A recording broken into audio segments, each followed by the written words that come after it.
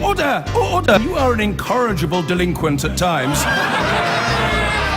Behave yourself, man!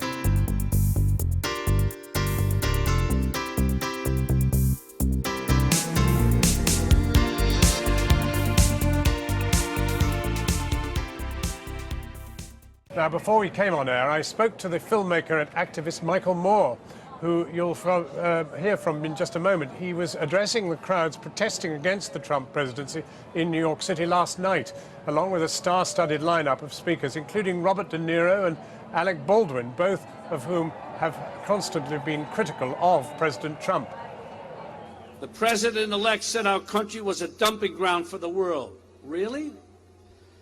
These huddled masses yearning to breathe free built our country and our lifeblood of our strong, diverse, beautiful New York City. Donald Trump and Steve Bannon and Mike Pence and all these people that are part of the Trump administration, they think that you are going to lay down. Are you going to lay down? Not my president! Not my president! No! Are you Yes. proud to be an American today? Well, it's not a proud day for this country. How could it be a proud day when a man who was not elected by the people becomes president of the United States? How does that happen? Well, but the Constitution is being honored. Yeah, well, the Constitution has said a lot of things in these 200 years that should have been honored, and people committed acts of civil disobedience. They worked to change the law. This has to change. I will not tolerate this happening one more time in my lifetime. The fact that twice in 16 years that the candidate who lost gets to walk into that house down the street, it's like, I don't know, how do you explain this to your viewers in the UK? You know, when whoever has the most points wins, right? Tottenham 2, Chelsea 1. Who won that game? I'm just asking you factually, who won that game? In that case, Tottenham. Tottenham won. All right. Now, how odd would it be if you on the news that night said Chelsea won today with one goal and Tottenham got 2? But what are you going to do about it? This makes no sense. What are you going to do about it, Michael? Well, what I and millions of others are doing, we are going to be active every single day. We're starting with these first 100 days. We're calling it 100 Days of Resistance. And every day we are going to be doing various actions, and we're going to be encouraging people around the country. I mean, just look at the Women's March that's happening. Supposing he does create jobs, supposing things move, supposing he is he's different from anything that's ever come before. He will create, I'm sure he'll do a number of things that look good. There was a German a while back in the last century.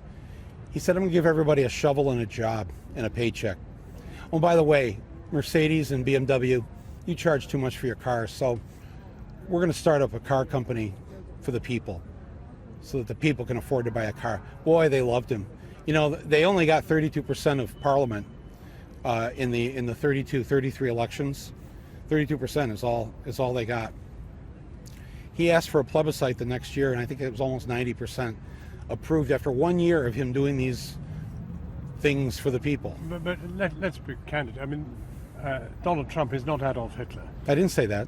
I'm saying that to ignore history is dangerous. It's all very well. There's a protest, but this has now happened. He is the president of the United States. So where do we go from here? Well, part of it is the work that we're going to do, but part of it is the work he's going to do. He's going to be the best organizer that we could ask for, because when he starts to cause harm to our fellow Americans, people are going to rise up. They're not going to take this. They're not going to take it from a guy that did not get a majority of the votes of the people of this country. So, you know, and his thin skin, too, could be his undoing. I mean, I was thinking yesterday... Surely all you have to be now is vigilant, but there's nothing very we're not much going to be... No, vigilant is way too passive. In practical terms. What do you mean by practical terms? Well, you mean, can I remove him from the White House today? He's got the levers of power. He's got the Congress. He's got... That's right. And let me tell you something. The fact that he has shortened the parade today from like 3 hours to an hour and a half, it's clear what he wants to do. He wants to get in the House and start signing executive orders to undo much of what Barack Obama did. They're not going to waste any time. It's going to be a political bloodbath over the next week. And liberals and Democrats are going to be like, wait, what's going on? After law after law after law after law is being passed and sent by messenger up Pennsylvania Avenue for a signature, people are going to be like, wait. And it's like, see, this is what you have to really admire and respect about the other side. They have the courage of their convictions. They fight, and they're relentless. But they now have the constitutional power to govern. To mess up the world. That's right. No, but to govern. Well, that's a nice British word, but that's how I wouldn't call what's going to happen governing. Are there any strands of hope? Yes, he's not going to last in this job. That's just not. Listen, the man is a malignant narcissist. All right, that's a dangerous combination to have a narcissist like that who's elected to public office, because he's only thinking about himself. He's only thinking, how does this affect me? What do I get out of it? A politician who thinks like that, who has power, oftentimes will break the law, and I'm certain that's what we'll see with him. I've been